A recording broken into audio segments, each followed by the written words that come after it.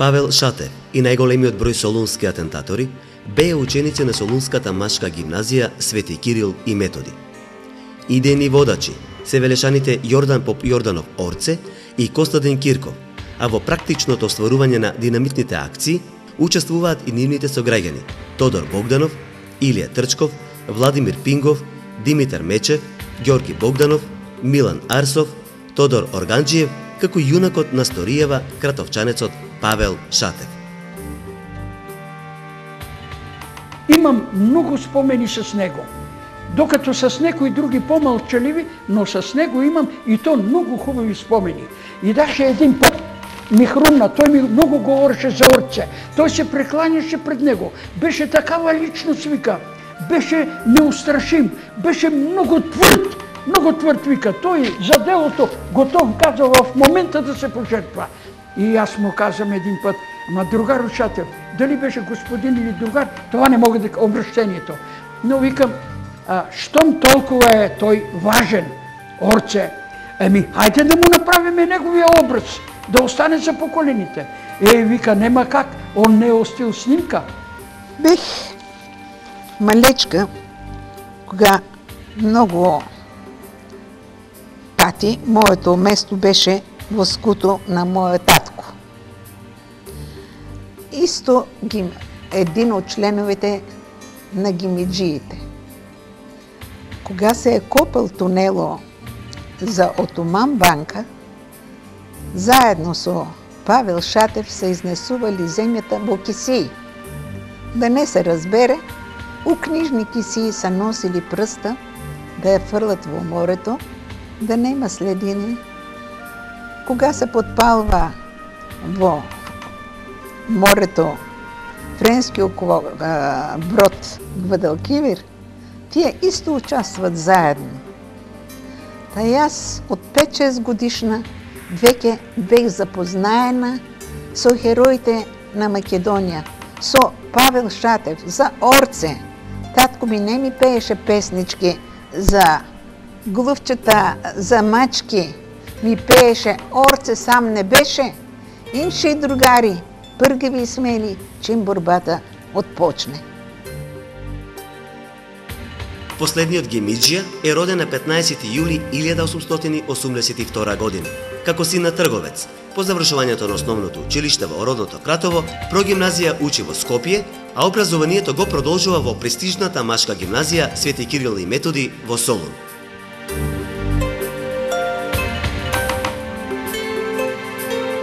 Павел Шатев и белешките гимиџии во Солунската гимназија, покрај тоа што се здобивале со солидно образование, во тој пристанишен град доаѓаат во допир со македонското национално револуционерно и ослободително движење.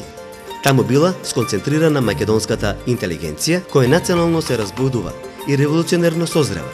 Од низините редови произлегуваат идните дејци, идеолози и водачи на ВМРО и на национално ослободителното движење. Солунските атентати од 1903 година го навестуваат првиот македонски Илинден и биле насочени не само против Отоманската империја, туку и против европските економски и финансиски интереси, со цел да го свртат вниманието на европската јавност кон состојбите на поробениот македонски народ.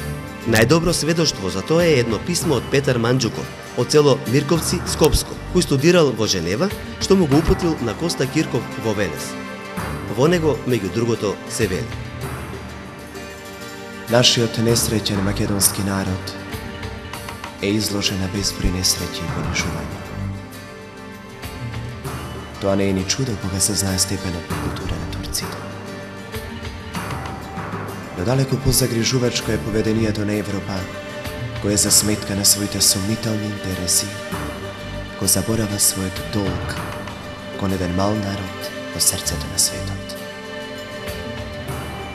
Mi se čini дека наша должност во моментов е нашата борба да биде свртена кон таа Европа која решава за судбината на нашиот народ, а потоа борбата со турците ќе биде дури безпредметна.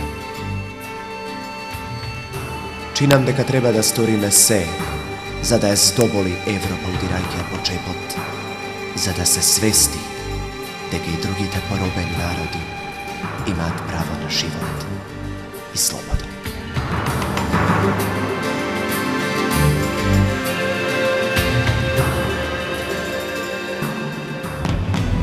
Од мноштвото фелтони, книги и филмови за солунските атентатори, македонската и пошироката јавност знае дека на 28, 29 и 30 април во востаничката 1903 година во динамитните акции на гемиџиите е крената во воздух Отоманската банка, разруната е железничката пруга Солун Деде Агач, онеспособени се водоводниот и гасоводниот систем, поради што Солун неколку деноноќие е во мрак и без вода. Серијата на акциите ја започнува Павел Шатев со поставувањето динамит и опожарувањето на францускиот брод Гвадалкивир. Тоа се случило во вторник на 28 април 1903 година. Во своите спомени Шатев вака го опишува настанот.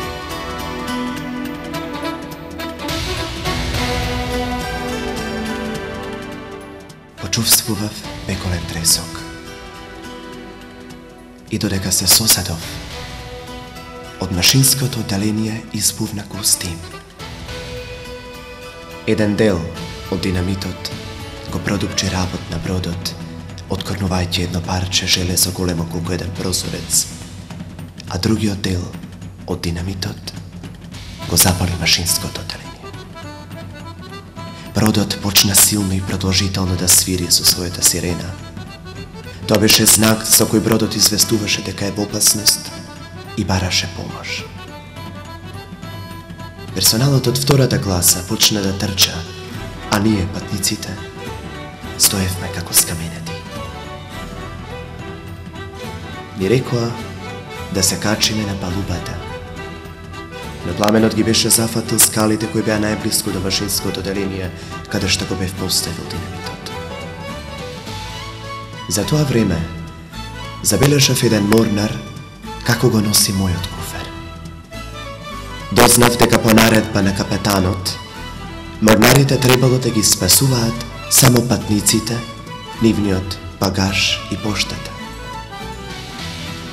Се друго, стоката, добитокот и слично, мораа да останат на бродот. Откако излеговме на палубата, од двете страни на бродот спуштија два чамци за спасување во кои влегоа дел од патниците. Меѓу нив и јас.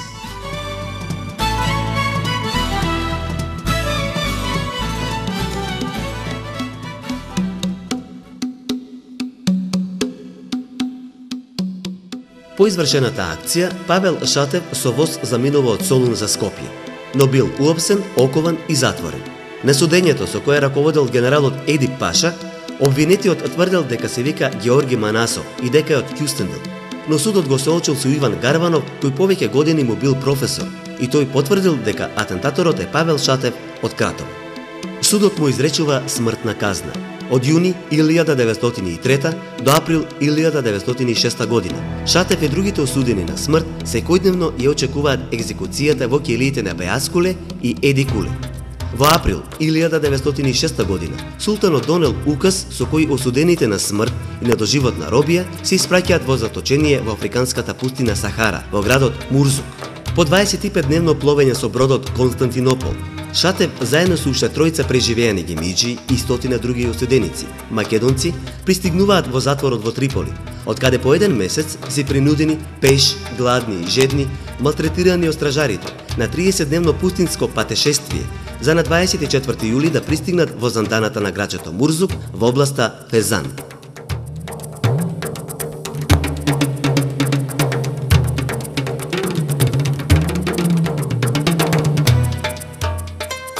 По куријетот 1908 година, многу заточеници што останале живи се опфатени со амнестија.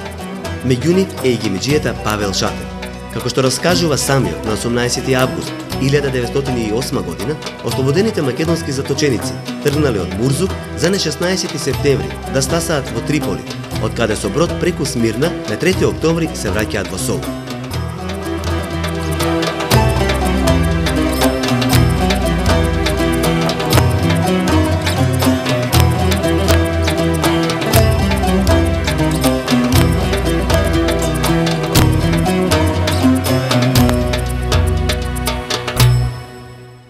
Кратко престојува во Кратово, а потоа заминува за Брисел. Таму се запишува на Белгискиот државен универзитет Либер. Го завршува и се здобива со звањето доктор на правни науки.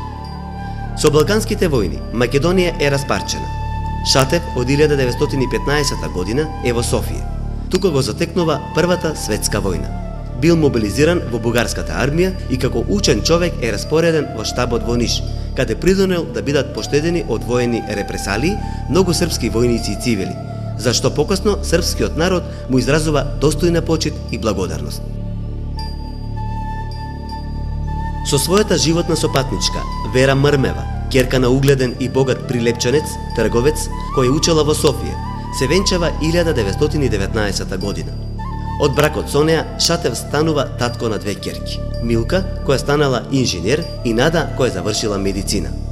Но стариот Гемиџија, и покрај тоа што бескрено го сака семејството, ја напушта адвокатурата, што е практикувал и активно се вклучува во македонското револуционерно и национално ослободително движење. Во 1928 година Шатев со семејството живее во Берлин, каде и му се раѓа ќерката Нада.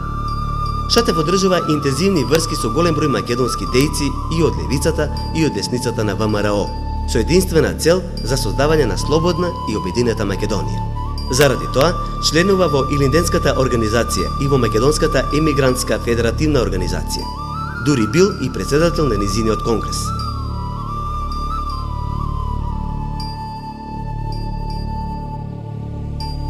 Шатев никогаш не бил комунист, ниту ја прифаќал комунистичката идеологија, но прифаќал соработка со комунистичкото движење во Бугарија, во Југославија и во Коминтерната, односно со Советскиот сојуз. Се надевал дека така ќе помогне на својата Македонија и дека во борбата за нејзино ослободување и обединување ќе биде добро да ја има подкрепата од една голема држава каква била Советска Русија. Со посредство на русите се направени договори за приближување на ставовите на федералистите и санданистите со ВМРО. Во името на каузата, Шатев прави се да дојде до средби на Тодор Александров од десницата и на Димитар Влахов од левицата, од кои една се одржува во горноџумајското село Покровник, на која присуствувал и представник на Советскиот сојуз. Таквото приближување подосна ќе резултира и со познатиот Мајски манифест, што на 6 мај 1924 година во Виена со посредство на Коминтерната, односно на Советскиот сојуз, го потпишале Тодор Александров, Петар Чаулев и Александар Протогеров. По објавувањето на Мајскиот манифест, жестоко реагира бугарскиот државен и воен врв. Извршени се масовни убиства на македонските дејци во Софија, како и во многу други места, а само во Пиринскиот дел од Македонија, михеловистите убиле над 2500 луѓе, главно припадници на ВМРО и на нејзините чети. За да престане братското крвопролевање, нужно било обединување на македонското револуционерно и национално ослободително движење. Така доаѓа до основање на ВМРО Обединета. Од Берлин, Шатев со семејството заминува за Цариград, каде останува 2 години, а во 1931 година се сели во Софија. Тука Шатев отвара адвокатска канцеларија, но активно се занимава и со публицистика. Го напишал и објавил трудот Македонија под робство, во кој автентично ги опишал акциите на гемиџиите во Солун. Тој е автор на повеќе текстови објавени во македонско дело, а ги напишал и студиите Националните малцинства и причините за самоопределувањето на народите, Балканска трагедија, нацијата, националното прашање и империализмот и колонијалното прашање.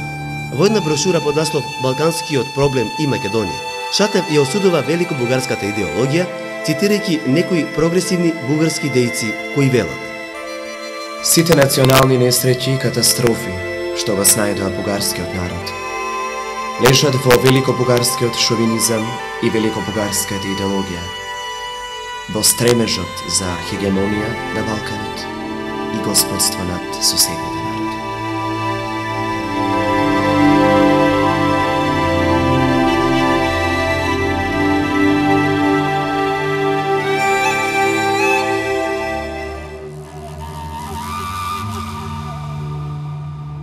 Понатаму Шатев вели дека поради својата географска и стратегиска положба, Македонија го добива епитетот Балканско јаблко на раздорот, а низиниот народ е принуден да води тешка борба за да создаде своја држава. Тој дури ги означува низините природни граници. на исток од утоката на реката Места, по низиниот тек на целото Бик, покрај Родопите, Рила и Осогово. На север планинските масиви на Скопска Црнагора, Шарпланина, се до Качаничката клисура. На запад планините Кораб и Бигла, реката Црндрим и Охридското езеро. И на југ, од Костурското езеро, границата оди по текот на реката Бистрица, планините Пинт и Олимп, Солунскиот залив, продолжува по Егејскиот брег, го сеча Халкидики и стигнува до вливот на реката Места. Виорот на Втората светска војна Шатев го затекнува во Софија. Во борбата на македонскиот народ против фашизмот, заедно со другите балкански народи, тој ја гледа шансата за создавање на нова македонска држава, што и се случува на историскиот 2 линден на 2 август 1944 година.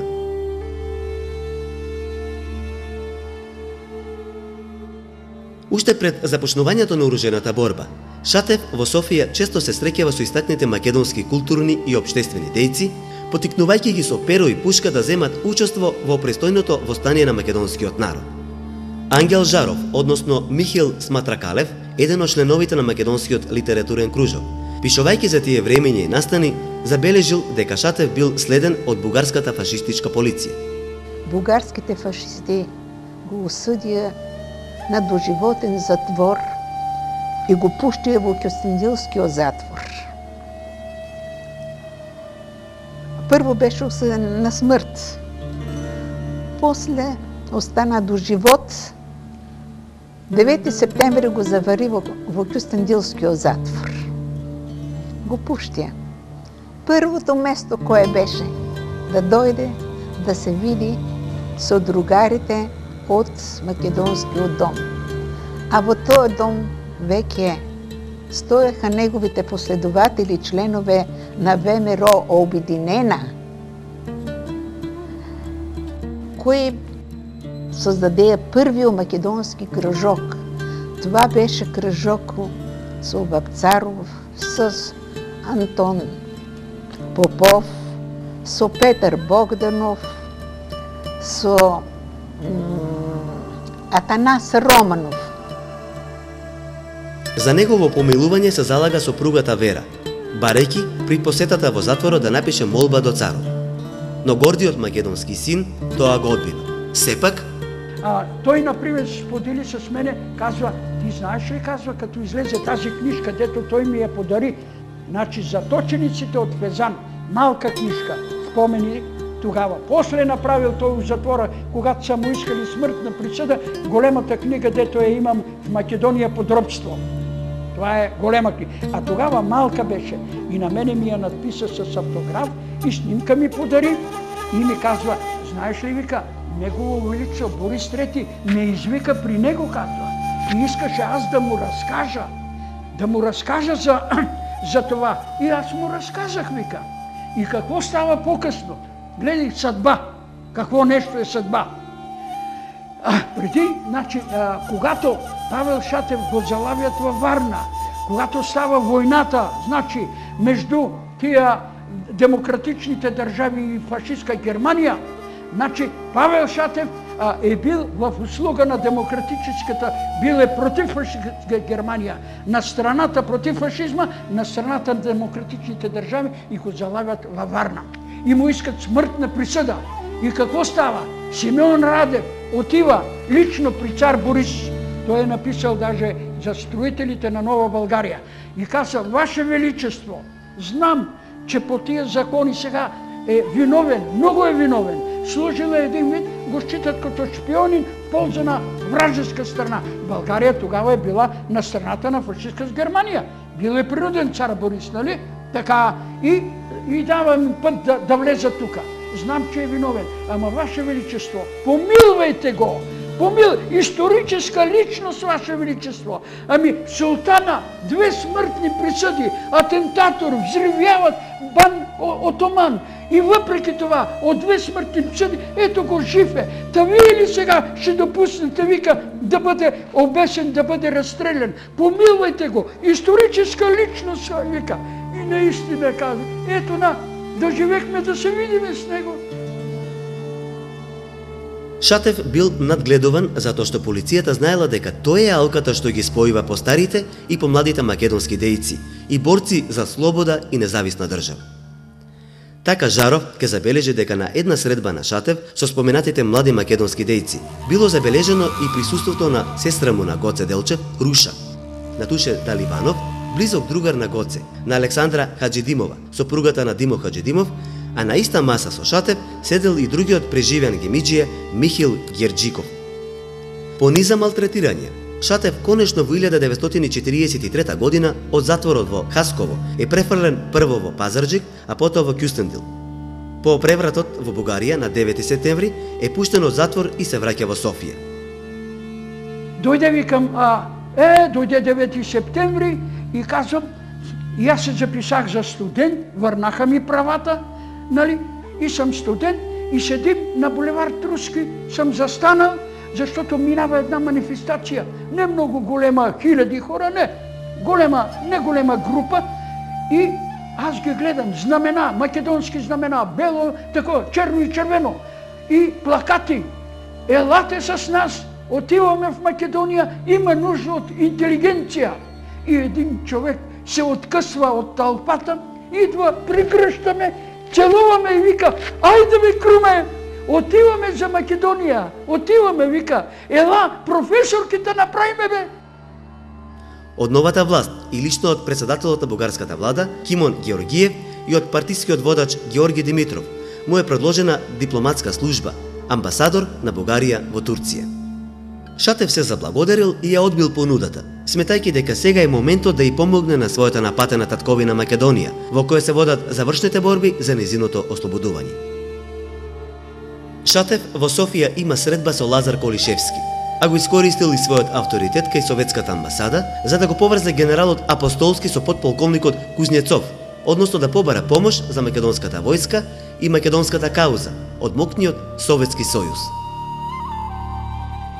Тогаш веќе 60 годишниот Шатев со младешки жар се подготвува да замине во Македонија. Тоа се остварува во октомври 1944 година. Најпрво престојува во Горна Џумаја, денешен Благоевград, и во некои села покрај Струма, а потоа преку границата доаѓа во Царево село, денешно Делчево. Во истото време се формираше 12-та македонска народно-освободителна бригада. Еве веќе за втори пат на живо ние се сретнахме двајцата во штабо на 12-та македонска народно-освободителна бригада. Пато од Софија до Штип го поминахме во штабо на таа бригада. Во Штип нашата бригада требаше да појде кај Струмичкиот фронт, додека господата од Белград сакаа да одат на Сремскиот фронт. Тогава Ченто беше изберен веќе за председател на АСНУМ и тој се спротивопостави. Кажа додека Пиринскиот дел на нашата Македонија и Егејскиот дел имат потреба од војска, ние одиме прво на нашите македонски браќа, а после, ако треба, ние ќе го биеме фашистите ќе ги биеме на кој да биде друг фронт, било Сремски или кој, но ние борбата срещу фашизму ќе ја водиме. Тој е главниот говорник на неколку митинзи што партизаните на македонската војска ги организираат во горноџумајските и малешевско-пијанечките градчиња и села. Во Пехчево има средба со членови на штабот и на партиското раководство, меѓу другите и со Темпо, Вера Ацева, Павле Илиќ, Методи Митевски Брицо и други. Со поголема придружба од бригадата во Метрашинци, заминува за Кочини и Штип, а за потоа преку Криволак и Кавадарци да стаса во Прилеп, каде се наоѓал и главниот штаб на НОВ на Македонија. На 27 октомври 1944 во Горно Врановци Велешко, на 8-то заседание на президиумот на АСНУМ, Павел Шатев е кооптиран за негов член.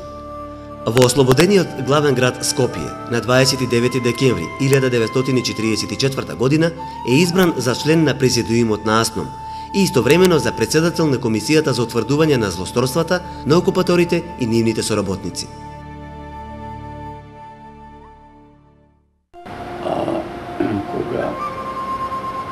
je stapeno vrska so Pavel Šatev. Ja toga i beh na bis. Me ispratio tamo kako člen Avnoj, da je predstavljen našta republika, ona već je beše formirana i u prvo sedanje nasnom.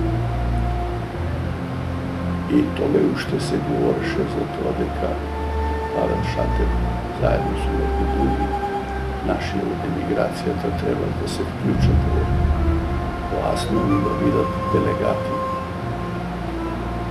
Ne znam da li već je već to storeno, ne spomnam na prvo to sedanje ili posle toga, no on beše ključen po asnom i go imaše ta pozicija. Tako da na vtorото заседание на ASNOM кога од Белград дојдов во Скопје, тоа веќе Павел Шатев беше тук. 45-та година, на 1 јануари, јас се враќам во Скопје. Се сретнахме отново со Павел Шатев. По тоа време веќе е формирана владата, првата влада на слободна македонска држава, начело со Ченто. Се сретнали со Ченто. Ченто станало збор, оти ќе му треба секретар кој да му биде технически помошник, не како сегашните советнички. Така. Му предложил, оди во штабо, там има едно девојче, на мој пријател од гимиджиско време, борбено дете, најде го, бехме заедно во бригадата, земи го, тоа ќе ти работи. И така, јас на 5 јануари веќе станах секретар на Ченто по повелата на Павел Шатев. Во јануари 1945 година Шатев од Скопје патува за Софија, каде уште живее неговото семејство. Југославија таму веќе има свое представништво. Шатев е во постојан контакт со првиот советник Киро Милјовски. Меѓу другото, интензивно работи за покренување на прашањето на статусот за Пиринска Македонија. На 15 април 1945 година е формирана првата македонска влада. По предлог на Ченто, Шатев е избран за член на владата и министер за правосудство. Еден месец подоцна е избран за подпредседател на президиумот на ASNOM, а на првите избори за собранието на Демократска федеративна Југославија за сојузен пратеник. Се соочихме со многу тешки моменти во изградувањето на таа Македонија која идеше од пепелта, од руините, да стане држава во која да има мир за сите и во лицето на неа совесни раководители како Павел Шатев, како Ченто. Тие беха едни другари на најсвесната политичка основа. Единиот правис, другиот безпартиен Ченто, но човек којто припадаше на народот. Они намираа заеднички език за најтрудните моменти. И кога ја штитеха Македонија, и кога велеа дека на Тито, дека секоја треба да си секоја од единиците во Федеративна Југославија треба да има право и на самоопределување, а дури ќе сите да им бидат башка, а не да се зима од Македонија тутун, афион, оризу и така натамо, и после да се чека да и се даде милостиња. Во својот говор на Уставотворното собрание на ФНРЈ 1946 година, Шатев меѓу другото вели: Јас сум активист во ослободителното и во национално-револуционерното македонско движење веќе 45 години, близу половина век. Видов многу хоризонти, и темни и светли. Сум пропатувал 3 континенти, цела Европа, дел од Азија и Африка, и за сето тоа време насекаде сум се интересирал за националното прашање. Исто така теориски во пракса сум го проучувал во тек на повеќе од 30 години. Сум го изучувал ирското ослободително и национално движење, а исто така и египетското, воопшто арапското прашање. Го познавам и ерменското, албанското, курдското, бугарското, српското и хрватското, со сите нивни специфичности според создадените местни услови, според времето, местото и околностите. Во сите тие национални движења имало и воопшто има многу цик-цак линии. Ту се оди напред, ту се оди назад, а понекогаш се стои и во едно место. Во историјата на тие движења станаа длабоки промени создадени од нови услови. Со тоа стана нови прегрупирања на општествените сили и се јавија нови сили и фактори. Воопшто се изменија политичко-економските и социјалните сили, без при тоа да се изменат методите, походот во работата и во борбата. И затоа некои од тие движења стоеја и се уште стојат на една замрзната точка. Токму така беше и со македонското, па и со хрватското и со другите национални движења во минатото. Националното прашање е дел од социјалното прашање. Додека има економско и социјално робство, додека човек е експлоатиран од човека, секогаш и секаде ќе има национално робство. Но ние, македонците, кои со векови страдавме и бевме во политичко и социјално робство, најдобро го знаеме тоа во практиката. Во 1947 година Шатев престојува во Софија и со видни општественици и членови на раководството на Бугарската комунистичка партија го актуализира прашањето за припојувањето на Пиринскиот дел кон Народна република Македонија. Арно, ама дојдените неродени од времето на нашата борба беа посилни. Не им се сакаше Македонија да расте како самостална. Едни се определија за каде Бугарија, други се определуваа прему Србија и така стоидеа конфликтите меѓу старите борци, што знаат што е борба, што знаат што е да бидеш жертва за родината. И испаднахме во немилост. И Ченто, и Павел Шатев, јас бех помлада, па не ме прости и мене. Во злокобната 1948 година е објавена резолуцијата на Информбирото. Тоа ги заострува односите со Советскиот сојуз, но и со Бугарија. Воспоставената културна автономија во Пиринска Македонија е укината, а со тоа е запрен и процесот за нејзино припојување кон Народна република Македонија. Судбината му беше тешка. Удбашите го малтретираа. Не можеше да најде заедничок език со таквие како Павел, како Темпо, со Кулишевски. Тие беа луѓе на Белград, докато Павел Шатев остана непримиримиот македонски борец.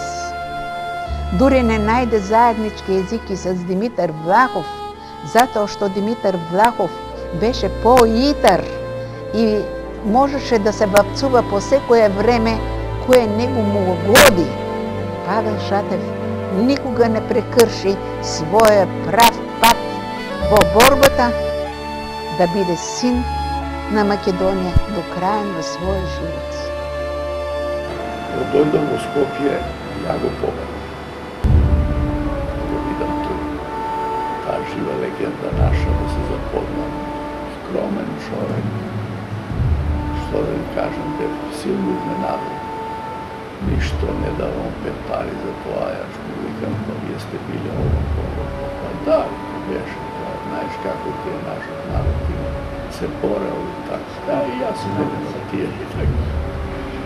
Со еден, без да дава на тоа некој посебни значење, да се гордее. Кај Влахов беше нешто друго. Сакаше да се знае кој е он. И така на овој делуваше еден измаредно скромно. А така се држеше и во парламентот и на седниците на президиумот. Ако не чувствува потреба, дека треба нешто да интервенира, седи служа, прави некои белешки. И после одеше доста по градовите, Македонија.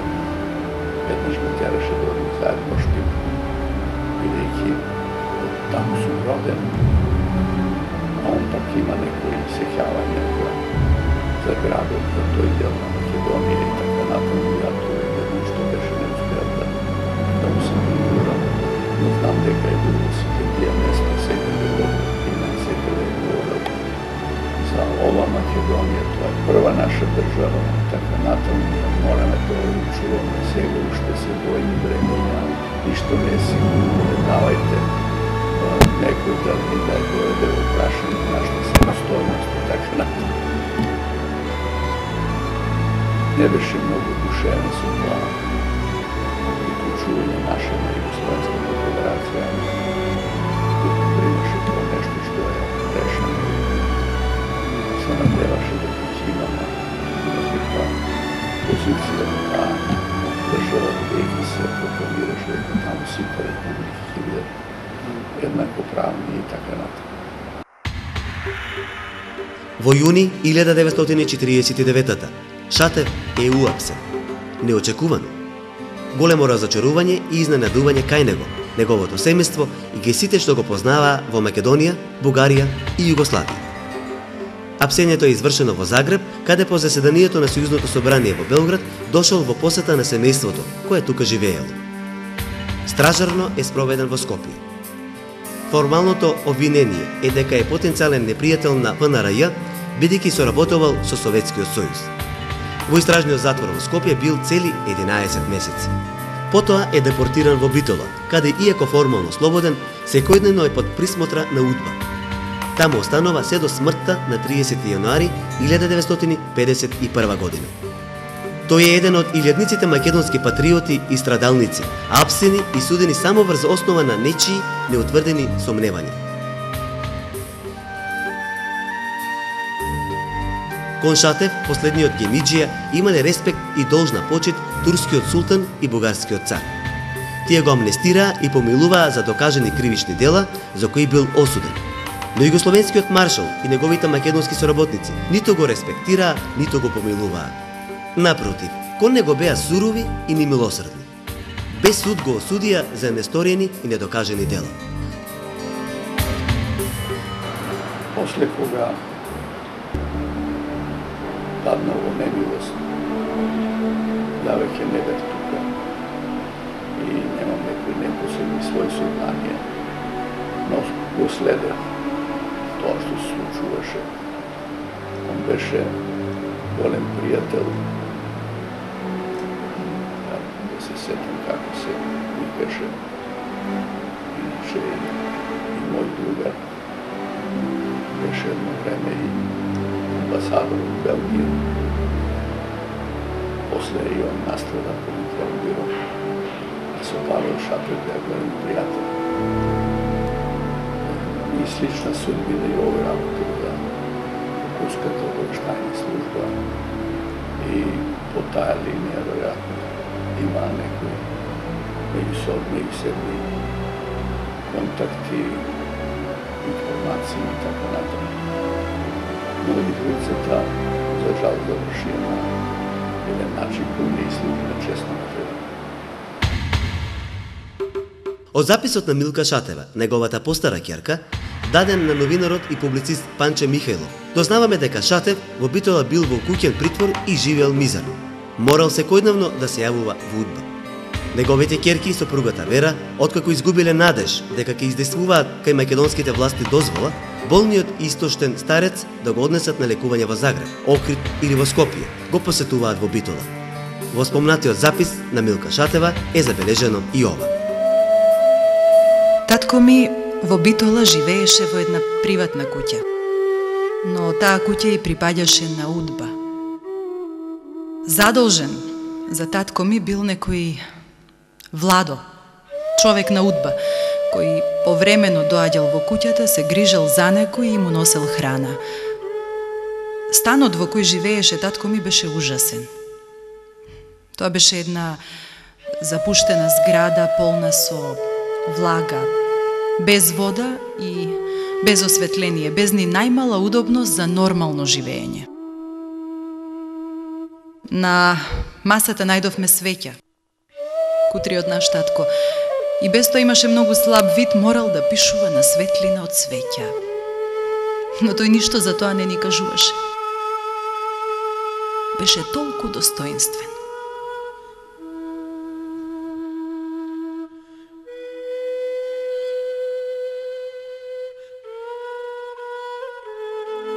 Од слабата искрена и силниот студ, Шатев се разболел. Сместен е во оделот за затвореници во Битолската болница. Прашавте за великанот Павел Шатев. Ја имав таа среќа и несреќа, кој велам среќа што се сретна со него, а несреќа што се случи во болница се сретниме, и уш една несреќа што и татко ми не ја рентовеше. И заедно лежеа во една соба во старата Битолска болница, на долниот кат долу. Уште првиот пат кога го видов, почувствував една голема племенитост во тој човек. А инаку, како уметник, сепак ајде и физички малце да го опишам, нискичок беше, меѓутоа бавно се движеше, меѓутоа чувствував дека во душата многу силно се движи, во душата. Некако го почувствував тоа. А син ти е, син ми е. Партизанече беше. А? Партизанеш? Пана? Да? И тогаш се потврди она сесто уште кога видов дека растолно, физички понисок, меѓутоа снажен, со духот, и ми се фрли, ме гушна и почна да ме бакнува. Синче, и почна да плачи. А приметив преку раменците него и татко ми дека почна да плачи.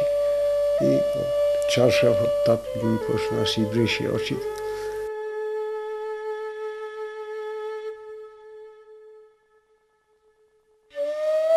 Но лекарите не можеле веќе ништо да сторат за премаленото тело и истоштеното срце на последниот Гемиџија. Така тивко и нејчуно завршува бурниот живот на Павел Шатев.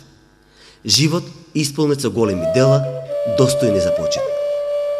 Така е прекинато и неговото дело, со кое се гордееле и ќе се гордеат генерации и генерации македонци, бидејќи тој беше и остана смела личност, човек со цврст карактер, родолюб, што од својата младост до зрелите години и до последниот здив ќе работи се за доброто на својот народ и својата татковина Македонија, кој неизмерно ги сакаше и за кој се жртвуваше. Мир да му биде на гробо, а не му дадеа и во неговото родно место да има гроб. Се плаше и од мртвиот Гемиџија. И еве го погребан во Битола. Закопан е на светонеделските гробишта во Битола, во присуство на жена му Вера, сестра му и 3 блиски роднини. Така не по своја вина, неславно го заврши животот славниот револуционер, првиот македонски доктор на правни науки, публицистот, министерот и народниот пратеник, големиот патриот, последниот Гемиџија, човекот Павел Шатев.